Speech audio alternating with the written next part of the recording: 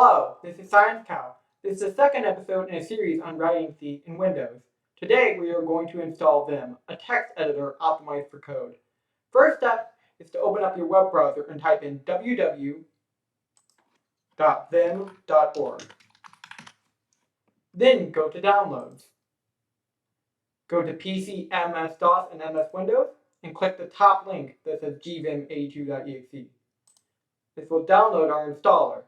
Go find where the installer downloaded, execute the installer. If prompted, allow the application to make changes to your computer. Hit Next. Accept the license agreement. Hit Next. Hit Next. Hit Next.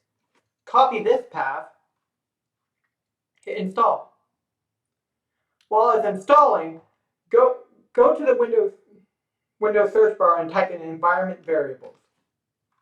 Hit environment variables, go to the top path, hit new, copy the path,